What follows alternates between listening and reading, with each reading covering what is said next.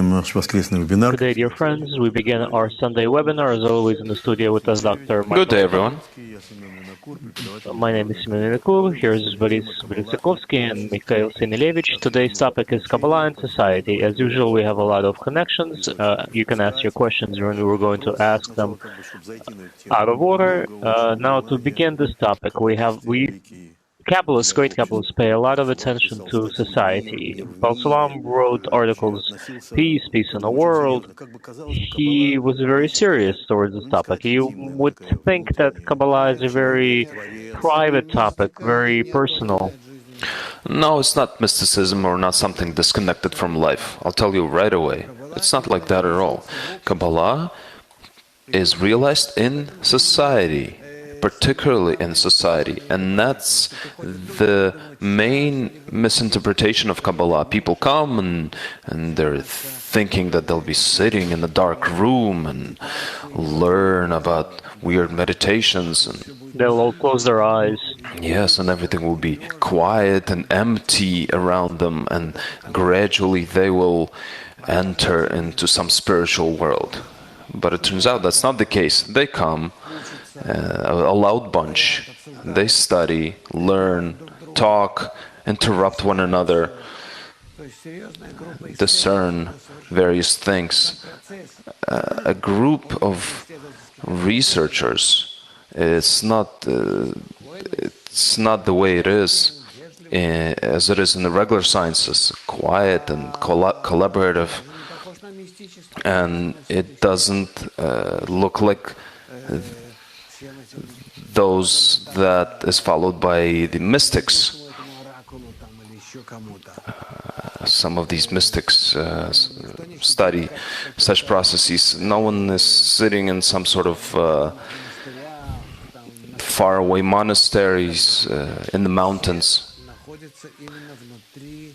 Everyone is inside of the group, and only there in the connection, a very tight connection, a tense connection, while searching in a great tension between one another, there they reach such a state when an entrance into the next world is revealed. This is why a lot of people don't understand what Kabbalah is all about. And then generally, it's quite natural that the societal aspect is the main thing. So you think that after all of those great works that are difficult to understand, you think it's no accident that such a work was born? People also wrote about this before him. Wait a minute, what did people write during the times of prophets 3,000 years ago? They also wrote about the organization of society. And what about the temple that was being built? That was the central point where the society was organized, where society was supposed to perform actions of unity between one another. Actions of unity. That's how it's written. Does the Bible talk about this as well? The Bible talks only about that. What did Moshe do? Moses, when he took the people into the desert, he said, okay, now I have 40 years with you in the desert. Some will live through it, some will not. Some will live until they're 40 years old, but most of us will remain. So, in order for us to create a normal society and reproduce and educate our children, we need to organize into tens. Read about this in the volume Yitro in the Bible. That's how it's written. And this is what Moses did. According to the advice of his father-in-law,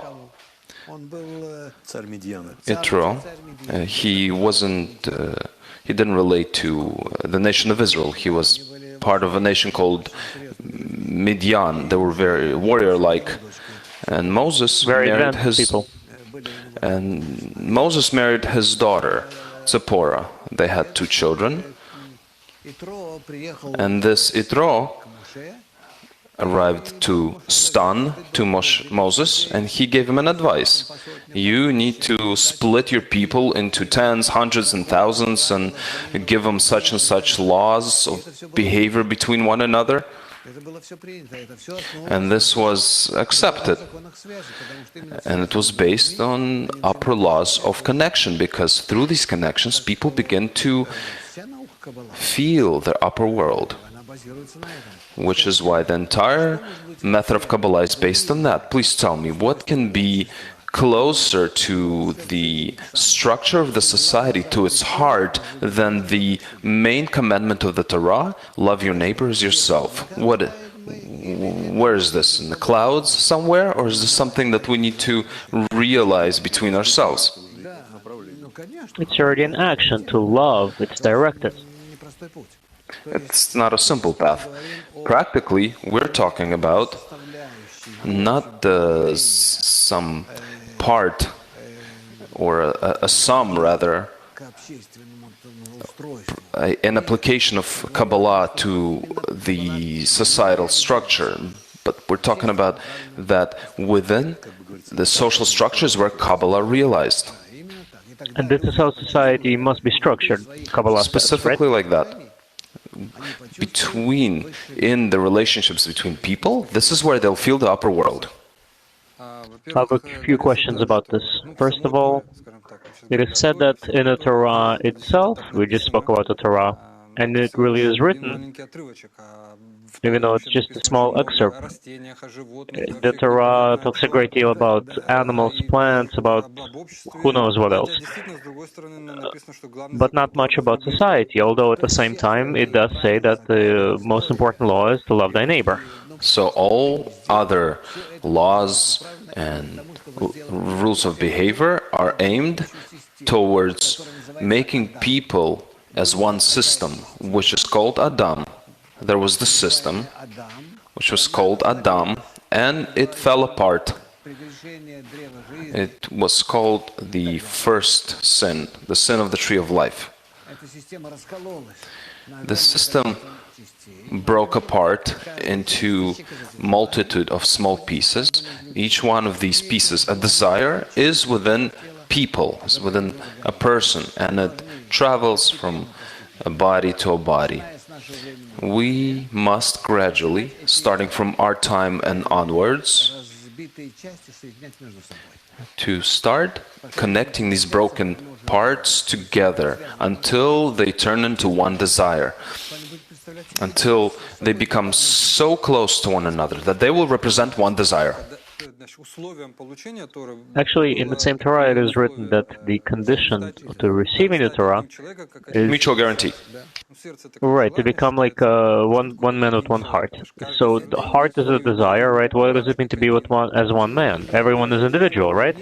No, there's nothing special here. There's no individuality here. Individuality must come through the fact where I aim it towards the same goal. So one man with one heart means we're all different, but we're all moving towards the same goal. What is this goal? Of course, unity. In unity between us, even if we as 10 people connect between one another, there's an entrance into the spiritual world. So in continuation of that, Paul Salam wrote many articles and books, but you seem to only pay attention, focus on his social doctrine, even though it's a tiny part of his collective works, and he wasn't even going to publish it. It's true, he wasn't going to publish it. He wasn't going to publish this article, The Last Generation. But the article, Hauma, came out while he was alive and brought him lots of problems. In 1940. Yes, and his battles with particular circles of society. Yeah, but look, we have 2,000 pages of Tas, thousands of other pages of the commentary of the Zohar. That's irrelevant. Only those that don't understand anything in Kabbalah can talk about how Tas can help one change his attitude towards love of your friend. That's the only thing that's talked about in the 10 Sefirot, the study of the 10 Sefirot. how can we take a society that has 10 parts and begin to putting them together in such a way that they will turn into a system called Partsuf, a soul, 10 parts connected together with one goal. What about the famous book of Shamati? It doesn't say anything about it. No, what do you mean? It doesn't say anything. It talks about how a person can control his ego. How does he control his ego? How does he realize his corrected egoism in the correct connection between others, with others? If love your neighbor as yourself is the main law, then Bala Salam describes it, discusses it in the article Mutual Guarantee. And others. There are thousands of revelation of the Creator to a human being cannot occur than in the center of the 10. Only in such a way. So I understand that this pushes people away because we're egoists and we're ready to do whatever.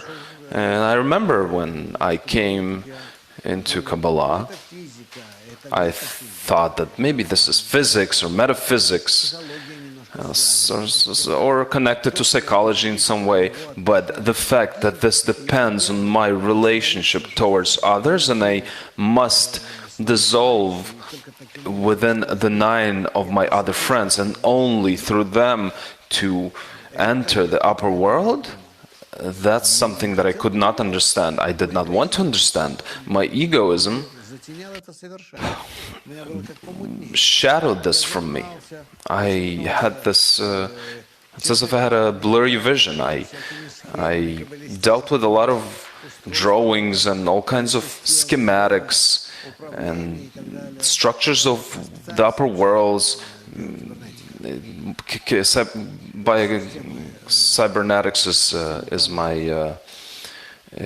my career. System of guidance, of control. That's why I enjoyed doing that. But the fact that the upper world is realized in the connection between those like me, and I need to come close to them, unite with them, and create some sort of a common system of connections. And this system of connections will be called the Partsuf, and then it will be called a soul, because none of us has a soul. Each one of us can only be 1/10 of a soul. When I began to realize all of this, I was grasped by great despair. So I really do understand this. About the despair, we have an interesting question. Where is the spiritual purpose, the use of talking about spirituality and about the spirit of trying to reach spirituality, who can't reach spirituality? Anyway, who have no connection to it. What is the purpose? What's the benefit?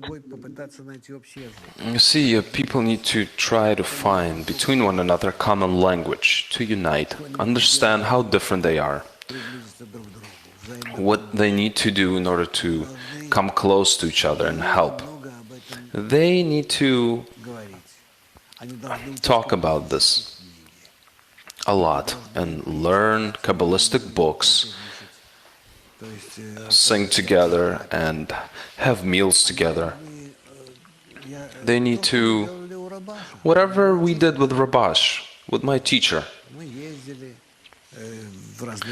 We traveled to different places with our large group. We gathered every single week with our large group, reading his articles, and so on. This is an entire system of exercises, the point of which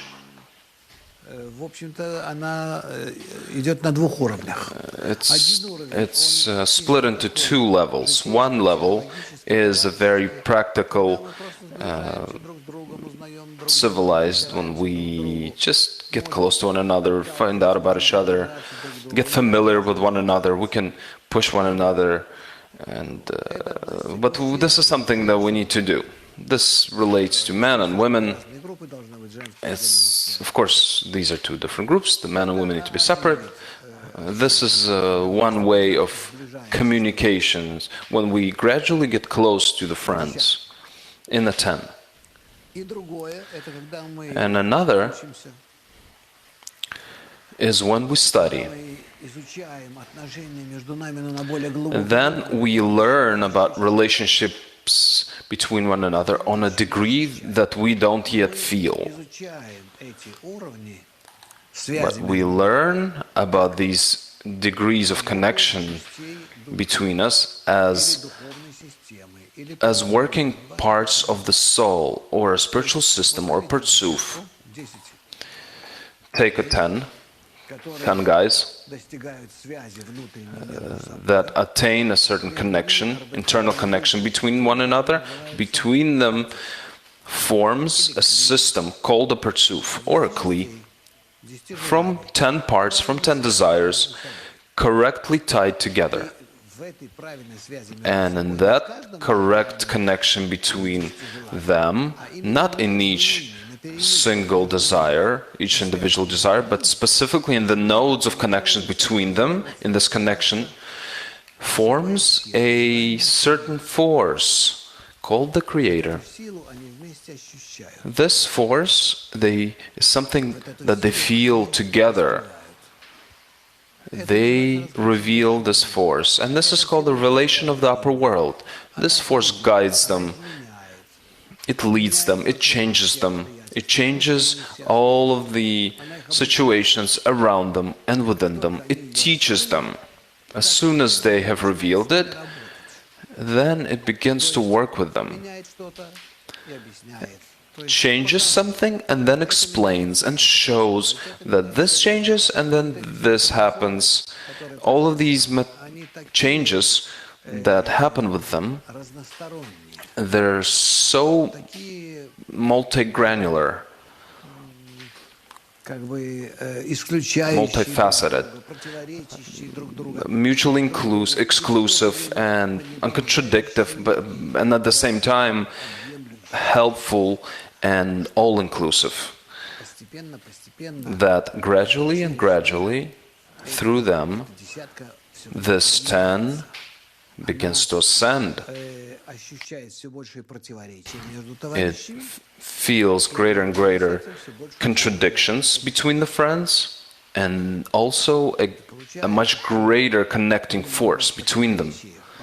And it turns out that specifically above huge contradictions, there is revealed in parallel with that a connecting force, an integral force, and these two forces, the repulsing force and an attracting force, form between them a very interesting organ called a soul.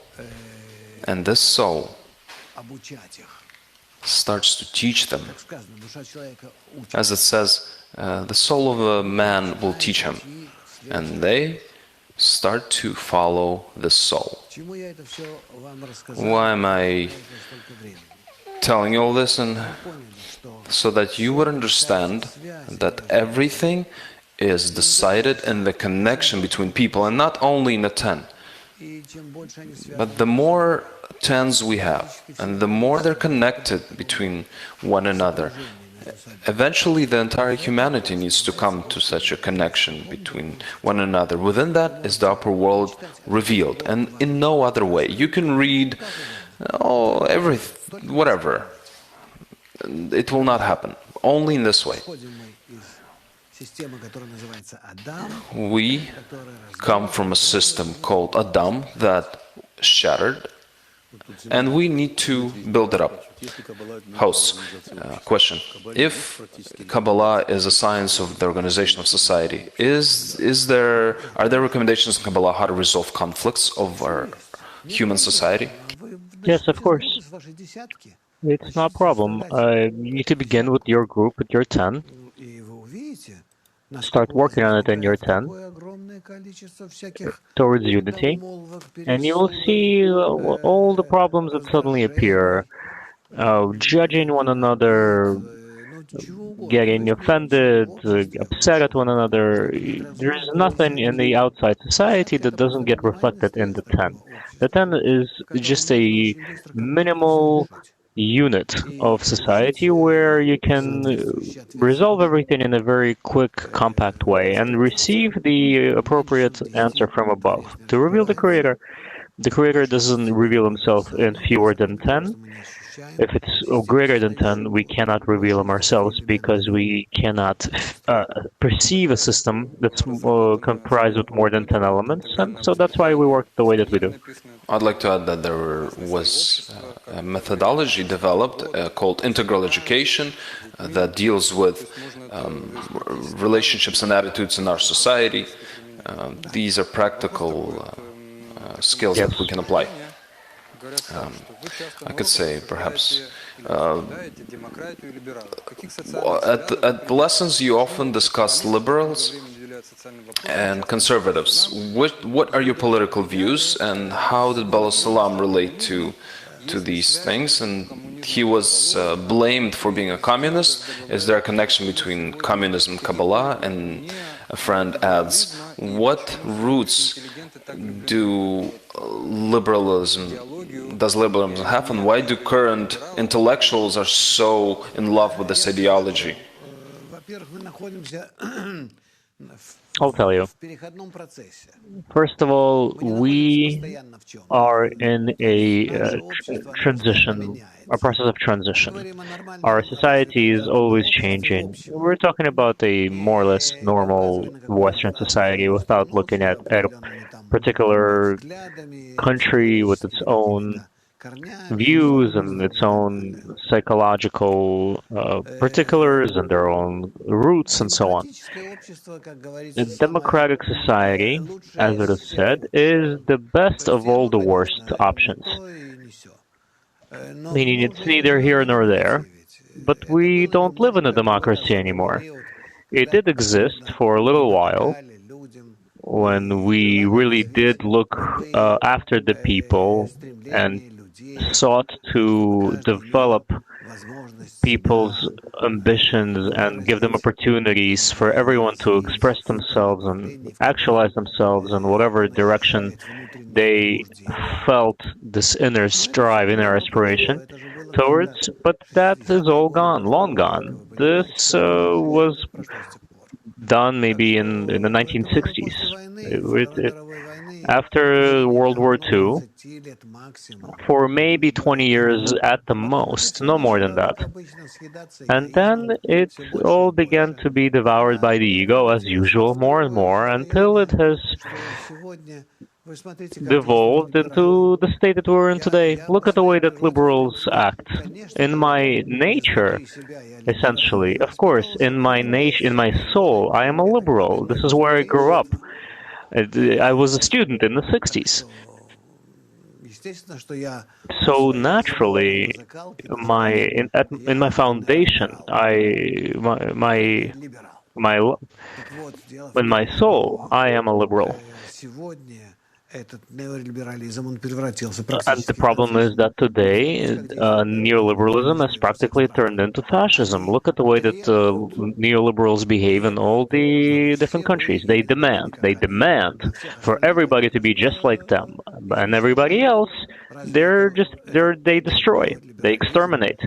Is it the same neoliberalism that we once spoke of? Is it really liberalism? It's not the same thing at all. It's transformed into fascism. In our time, it's happening to everything. We've outgrown all of these good changes in our society, and now we're like a snake that's catching its own tail and starting to devour itself. This is what we're becoming becoming just like there's this like absurdity that's taking place in all governments and all societies. And look, I'm not for Trump or against Trump or anything of the sort, but look at the data. Look at what's happening. A president was elected according to the Constitution, according to the law, but liberals are coming out of the street. They're breaking everything. They're saying, no, we don't agree. But look, there's a constitution. He was elected legally. No, we're going to depose him. We don't agree. We don't want him. So liberalism is turned on itself. It's the opposite of what it used to be. So we can't really juggle these terms anymore like we used to. Liberalism, democracy, they have remained just words for whoever wants to use them to sell something. We're being juggled by the ego. Yeah, absolutely. We're being juggled by the ego all kinds of ways. Well, Salam writes in the article The Last Generation, he says that fascism will be the next structure of society after democracy. Yes, democracy leads to fascism. That's natural. We see it now. But we can't do anything. So democracy is a good period. Society is prosperous, but afterwards, fascism will invariably follow. This is inescapable. Inescapable. The society has its own laws, and they're objective laws. That's how it works. That's how it has to develop. You can do something. You can try to intervene, but it's only going to result in a bigger blow. You can delay the process by 10 or 20 years. For instance, what happened in Russia with the revolution. But generally speaking, you will not make any cardinal changes. You will shift the whole process, the phases of it, but no more than that.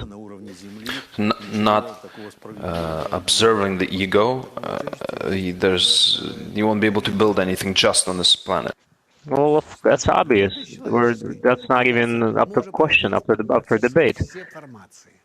We've already undergone all the possible social formations. We even tried communism, if you can say that, egoistic version of communism.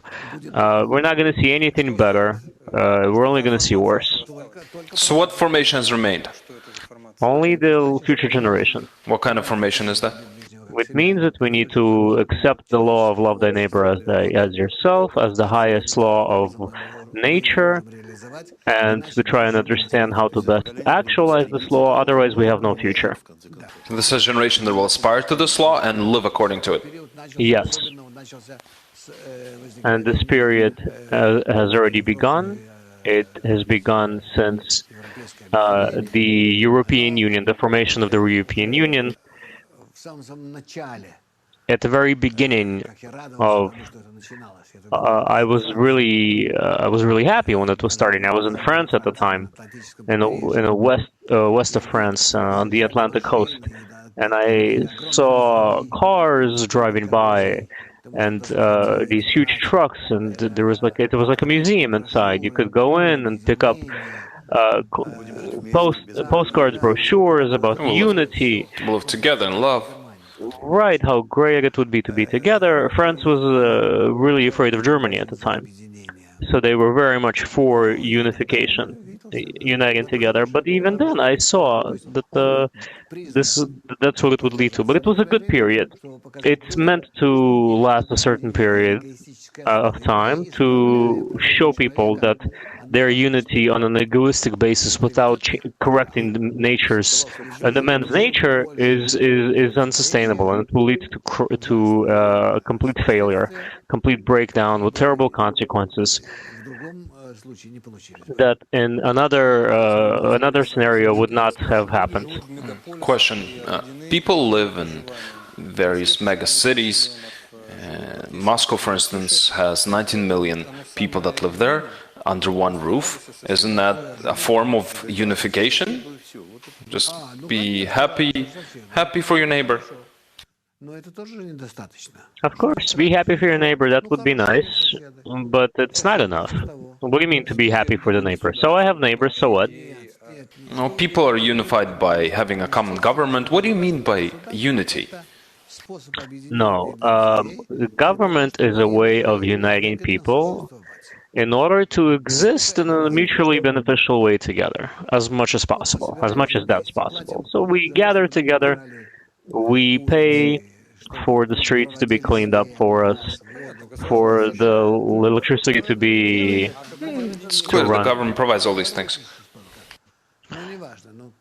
But of course, there's a lot of stuff that gets stolen and taken advantage of. But it doesn't matter. This is an egoistic unification of egoists, very mercantile.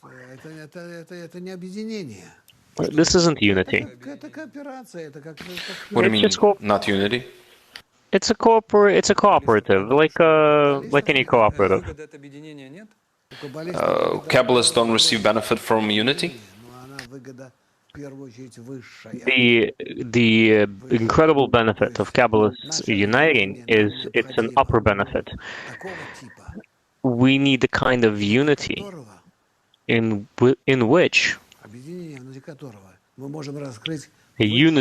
which we can reveal the higher form of life. We can travel across galaxies. We can rise above our entire universe. We can transcend it. We can transcend our life, our animal life, the one we're existing in right now. We can feel ourselves living a bit outside the body. All of this is possible, and it is achievable with the help of the right connection between people, and not because I have a decent neighbor and I have a good relationship with my neighbor. What is this, some super organism? It is it's plugging into a connection of the upper connection between us. Why is it represented by unity specifically? Is it similar to when cells connected into one common organism? No. If we were to unite like cells are united, then let's say, suppose we're creating the correct egoistic society today, right? That would function well and live together. Right, it would function well together, but then it wouldn't elevate itself to the higher level. We're talking about something else now. It would be nice if it would come to a state where we could sustain ourselves like a body sustains itself, for one force to govern everything and everyone. But what we need here is something higher still. What's demanded of us is to rise above our egoistic nature, for unity to be above us. You see, in the course of this life, we need to come to the next degree, which is why we cannot use any of our corporeal tricks to do it. We need to place ourselves in a special state that would at once, with our corporeal unity, would draw the upper light. And then this upper light would pull us towards the higher degree, and another higher degree, and then another one. And we would keep rising above, further and further from above our world. And that's what we need. In our world, we can keep it at its minimal level, enough for us to exist here, because all of our thoughts and aspirations would be aimed at the revelation of the upper world. It's hard to understand this. It's hard to understand. That's okay. It's clear. But if we try to explain it to regular people on the street, they're not going to even hear us. So only the suffering is going to push them to develop. And the next state of humanity, we already see this. It's a state of tremendous suffering. Physical, maybe not necessarily, but the spiritual suffering will be absolutely terrible. When you feel a question about the meaning of life, and you can't exist because there's no answer. Question: how can you organize a spiritual society from the biggest egoists, and who will defend them from their common collective ego? They're egoists. What can they do? They will create themselves in the new society, and they will protect themselves. Why? Because there is no other option. There is no other way. They will reveal it. In order for them to reveal it faster, we need to tell them about it. in advance, and they will see it quicker, faster in their life. If you tell them about it, if we talk to them about it, they will be revealing. If we don't, then they'll only be revealing it with the blows that they get, and that's it's too bad. We have to be compassionate and help them.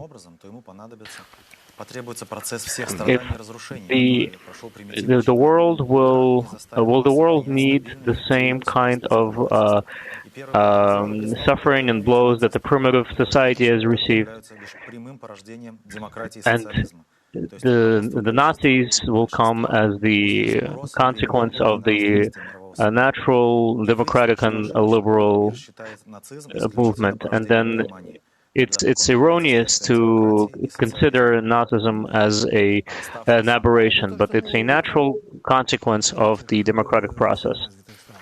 Rav, that's what we'll see in all the developed countries. Baal Salam wrote that in 1952, when people thought that the world is completely rid of fascism, that fascism will never return, and we see now how we're starting up this cycle again. We have a question from Kharkov. You're saying that Kabbalah doesn't work, it doesn't talk about this world at all, but then you're saying that we actualize it in society. Kabbalah does not talk about the laws of our world. It only talks about them as facts. It talks about how to raise to the spiritual laws of bestowal. Spiritual laws are based on bestowal. Our laws of our world are based on reception, which is why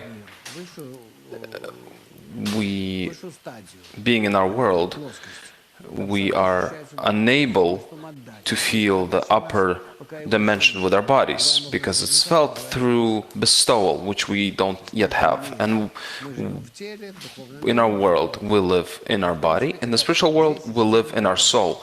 But these are two systems of providence for oneself in our world or for bestowal in the upper world. Which is why when you attain the sensation of the upper world, you lose the sense of time, because you exit yourself into the external relationships. You often talk about 1995 as the year of great social changes, and that the Book of Zohar writes about that. Can you indicate a place where that's written? I don't remember. By the way, Gaon from Vilna writes about this as well. Zoftula, I think. What is it called? From the Lark. There's a song, Javranka. There's the Lark. The Gaon from Vilna was this special wise man from Vilnius. He wrote this book, A Lark's Song. 1995, social changes. He talks about the social changes in 1995? No, not about changes, not social changes. He wasn't talking about that. He simply said that starting from this time, 1995 and onwards, within people there will arise constantly a demand or a need for the upper world, and they will be attracted to Kabbalah. And when did most people come to us? Starting from 1995.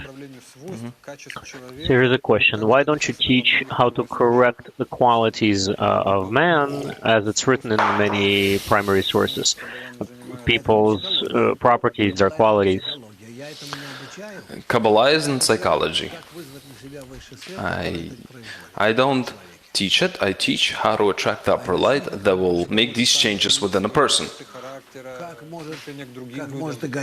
Can a person himself change his own qualities, the way he approaches others? How can an egoist change himself to an altruist?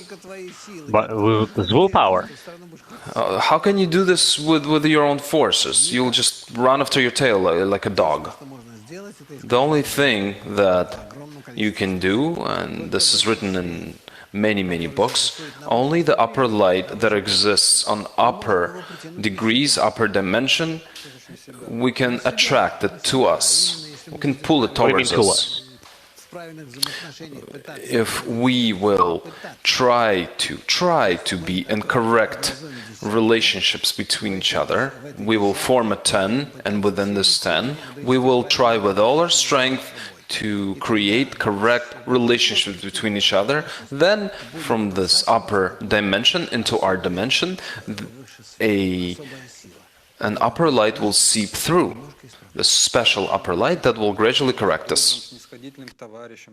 The right relationship, does it mean to be kind, to exalt, to forgive?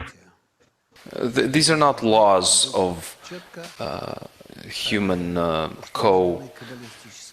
co-living. These are laws of correct human attitudes, relationships. But how do you draw the light? Isn't it by trying to act the right way towards others, to be kind towards them? I'd like to ask you, do you think that humanity has already attempted these things? Of course. That's what they taught us at school, how to be good, to be nice towards others. Maybe in small societies or close societies they tried it. There's nothing that you can do with your ego. Only the upper light can correct your ego, which is why you need to attract it. We know that we can't correct it. We see this. So then what do you need? Well, the upper light created the ego, and only it can correct it.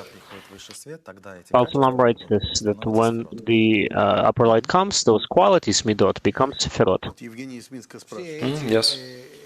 All of these egoistic qualities and interactions between each other, they turn from egoistic to altruistic, and then they're compiled into one system called a soul.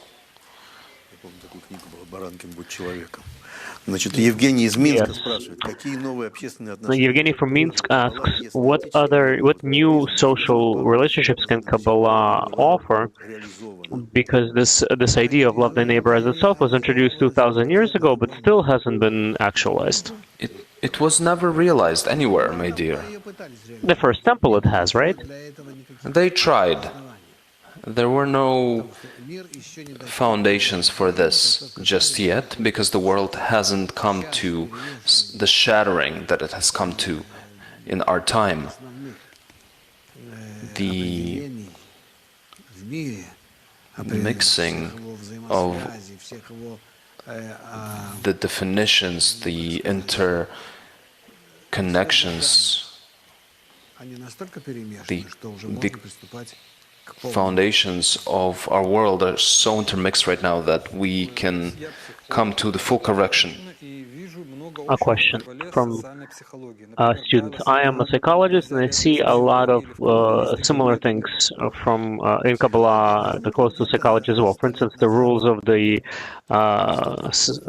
workshop. Did you take it from psychology? Psychology was born 120 years ago, let's say. It started around the end of the 19th century. Kabbalah was born 7,580 years ago. So I don't think you can say that Kabbalah took something from psychology. In fact, psychology, as Baal Salam writes, stole a lot from Kabbalah, and philosophy in particular, which is why psychologists feel that whatever they say, Kabbalah also talk about this. Whatever they say, Kabbalah accepts it, when in fact everything is completely opposite.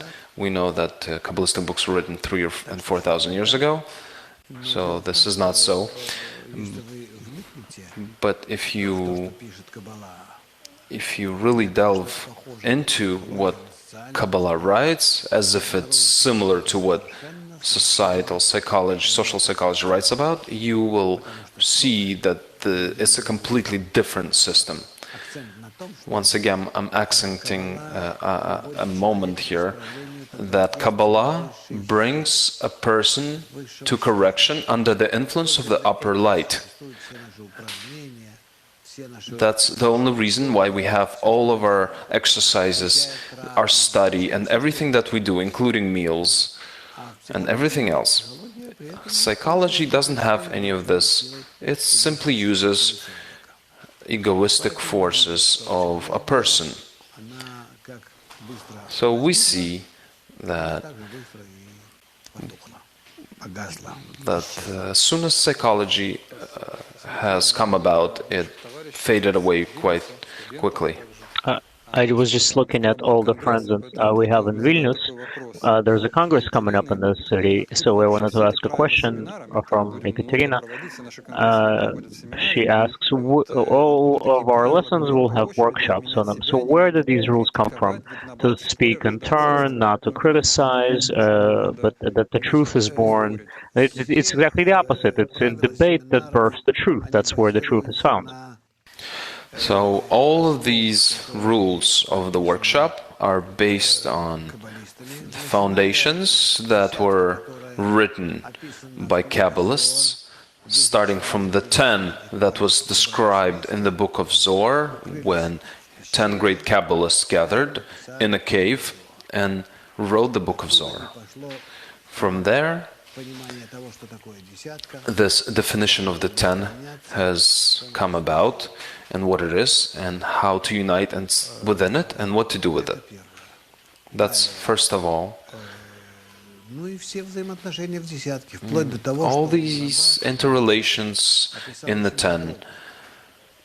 My teacher, Rabash, wrote about this very specifically. All of the foundations are in the attitudes, relationships between people.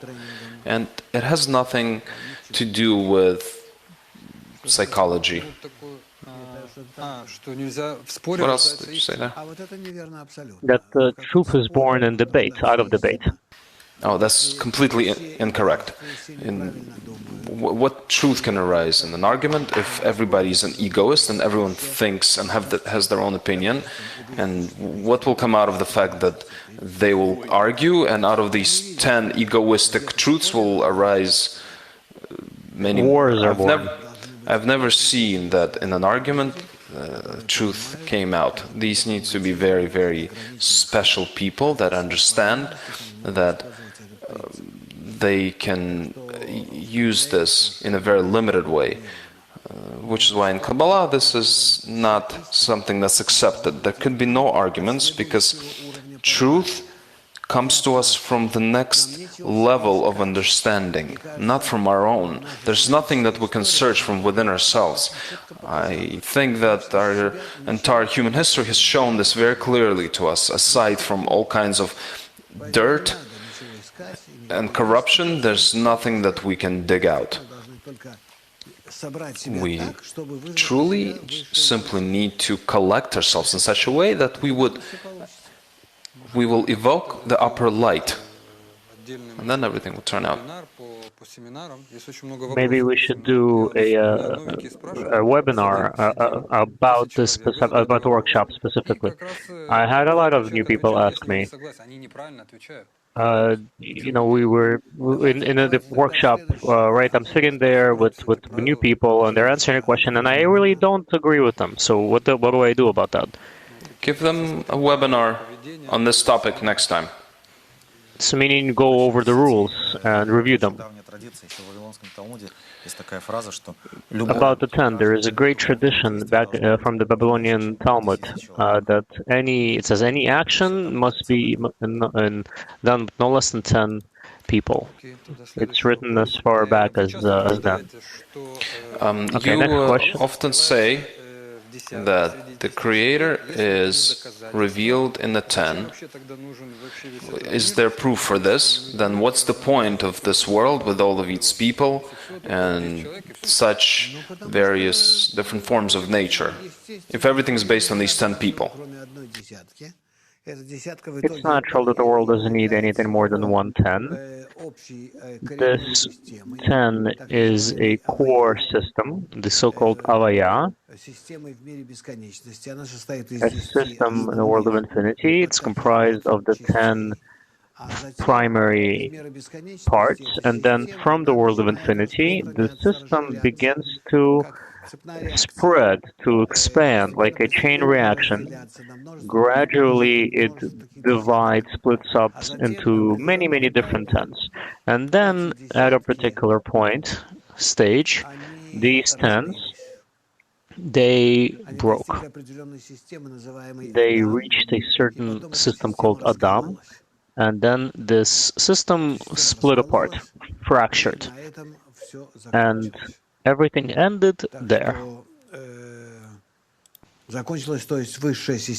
Ended meaning the upper system ended, and our world began to appear, and we began to appear in this world. Now, what's required of us now is to gather ourselves to be similar to the system as much as we can with the help of the upper light from the next degree of nature, and gradually we will elevate ourselves upward and upward until we feel that we exist in the upper world. This is clear. Why did the Creator not create a table and sit 10 people at this table and attach them to the chairs and let them sit around the table? Why do we need this whole world? Free will. Free will. We need to come to this state willingly, consciously. We can't just be glued to this table and then just forced to sit here until we reach a solution. No, we can't do that. We need to be given the opportunity, the freedom to try everything under the sun, so that gradually we can determine, we can see, we can sense where is this truth, where is the purpose of life, why do we live, what do we live for, what's the point of existence. All of these problems man needs to attempt to solve in this freedom that he's given. Humanity exists for 70,000 years only for the purpose of these 10 people today would recognize that there's a goal of creation? Yes, because these tens of thousands of people, all of our friends that are with us today, these are the people that are truly concerned, truly bothered by the question of the meaning of life. They want to know the answer to this question. They want to know why they exist. They're not interested in just existing with material wealth or with comfort. They want to know why. Why do I exist? What is the meaning of life? There are not many people like this. There are a few of them, but they comprise the very tip of the pyramid, of the human pyramid.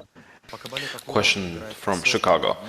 In Kabbalah, what role does conscious trickery play for done by the developed ones for the less developed ones? I don't think it's trickery. It's a method that's employed in pedagogy and teaching and in psychology, like we do with the child. We know what's good for the child, so we're essentially we switch around.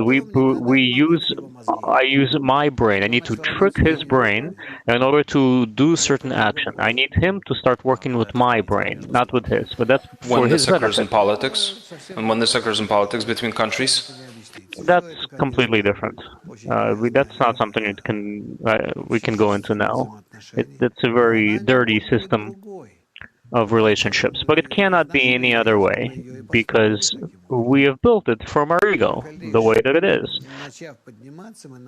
Only by starting to rise can we start gradually reforming, not even destroying, but reforming the system. Question from Milan.